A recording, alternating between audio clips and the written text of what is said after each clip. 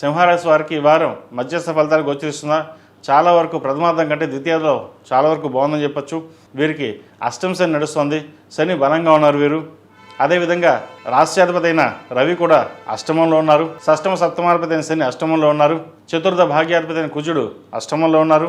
ద్వితీయ లాభాధిపతి అయిన బుధుడు కూడా అష్టమంలో ఉన్నారు.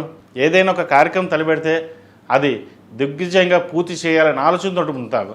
అదేవిధంగా ఎవరైతే మీకు శత్రువులు ఉన్నారో, ఇబ్బంది పెడుతున్నారో వారు మిత్రులుగా మారి మీకు సహాయ సహకారాలు చేసే విధంగా గ్రహతులు ఉన్నాయి. అదేవిధంగా ఉద్యోగంలోనూ స్థిరత్వం లభిస్తుంది. అదే వైద్యోతులు ఉన్న వారికి చిన్న చిన్న డిస్టర్బెన్సెస్ ఏమైనా ఉన్నాయి కూడా ఈ వారం సమస్య పోతాయి. ఏదైనా భగవత్ సంకల్పం ఉండాలి, మన కష్టమని పడాలి అన్న భావన ఎక్కువగా ఉంటుంది.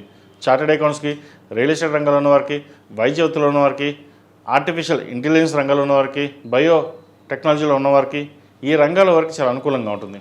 సాఫ్ట్వేర్ రంగాల వరకు కూడా చాలా వరకు అనుకూలంగా ఉంటుంది. అయితే కొంతమందికి అర్ధాష్టమ శని నడుస్తుంది, కొంతమందికి అష్టమ శని కలిసి వస్తుంది, కొంతమంది కలిసి రాదు. అది వారి వారి జాతకాన్ని బట్టి ఉంటుంది. గోచారీత్యా అష్టమ శని మీరు బలంగానే ఉన్నారు. ఏదైనా ఒక దూర ప్రాంత ప్రయాణం కావచ్చు, విదేశీ సంబంధించిన విషయవహారాలు, పిఆర్ కోసం కానీ, గ్రీన్ కార్డు కోసం కానీ, B1 కానీ, H1 కానీ ఏదైతే ప్రయత్నాలు చేస్తున్నారో ఈ వారం చక్కగా ఫలించే విధంగా కొన్ని గ్రహగతులు గోచరిస్తోంది. ఎప్పటి నుంచో విదేశీ కళ, విదేశాలకు వెళ్ళాలి ఒక్కసారైనా అనుకునే ప్రయత్నాలు ఏవైతే ఉన్నాయో కలిసి వస్తాయి. విద్యార్థులకు స్టూడెంట్ లోన్ మంజూరు అవుతుంది. అదేవిధంగా నీట్ కానీ, ఎంసెట్ కానీ, ఇతరత రాత పరీక్షలు ఏవైతే ఉన్నాయో చక్కగా బాగా రాణించగలుగుతారు. రాణించే విధంగా గ్రహగతులు సూచిస్తున్నారు కాబట్టి చక్కగా చదువుకు ముందుకు వెళ్ళడం చెప్పదగినది. ఈ రాశిలో మించిన స్త్రీలకు వృత్తి ఉద్యోగాల పరంగా సామాన్యంగా ఉంటుంది. ఆరోగ్యపరంగా కొన్ని జాగ్రత్తలు తీసుకోవాలి. జీవిత భాగస్వామితో మాట్లాడేటప్పుడు ఆచితూచి వ్యవహరించాలి. చిన్న చిన్న మనస్పర్ధలు వచ్చే అవకాశం గోచరిస్తోంది. సప్తమంలో రాహు అంత బలంగా లేదు. జన్మరాశిలో కేతు బలంగా ఉన్న రాహు అంత బలంగా లేదు. దానివల్ల మనసు స్థిమితంగా ఉండకపోవడం, ఒక నిర్ణయాన్ని తీసుకున్న తర్వాత దాన్ని మళ్ళీ మార్చడం ఇటువంటి జరుగుతుంటాయి. అది వృత్తిలో కావచ్చు, వ్యాపారంలో కావచ్చు, ఇంట్లో కూడా కావచ్చు. ఏదైనా ఒక నిర్ణయం తీసుకున్నప్పుడు స్థిరంగా ఉండాలి.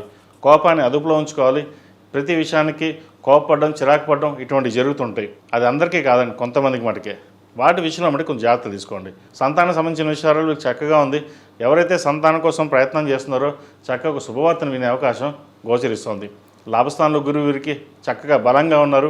రావాల్సిన బెనిఫిట్స్, ఎప్పుడు పెండింగ్ ఉన్న ధనం కావచ్చు, ఒక ల్యాండ్ సేల్ కానీ చేద్దాం అనుకుంటే అది ఆగిపోయిన ఏదైతే ఉందో అది ఈ వారం ముందుకు వెళ్ళే అవకాశాలు గోచరిస్తోంది.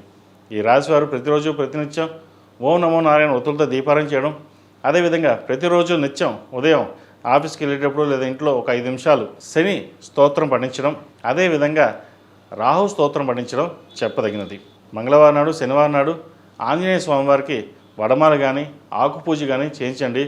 మంచి ఫలితాలు సంప్రాప్తిస్తాయి. ఈ రాశిలో జన్మించిన వారికి కలిసి వచ్చే సంఖ్య 6, కలిసి వచ్చే రంగు నేవీ బ్లూ. ఏదైనా పని మీరు బయటికి వెళ్ళినప్పుడు శుక్రవారం కానీ, ఆదివారానికి వెళ్ళండి. మంచి ఫలితాలు సంప్రాప్తిస్తాయి. ఈ పూజస్టోర్.in పసుపు కుంకుమ నుంచి దేవత విగ్రహాల దాకా అన్ని రకాల పూజలు, వ్రతాలు, గృహప్రవేశం, హోమాది శుభకార్యాలకు కావలసిన పూజా సామాగ్రి అంతా ఒక్కొక్క క్లిక్ తోనే మీ ఇంటి వద్దనే పొందండి. ఈ పూజస్టోర్.in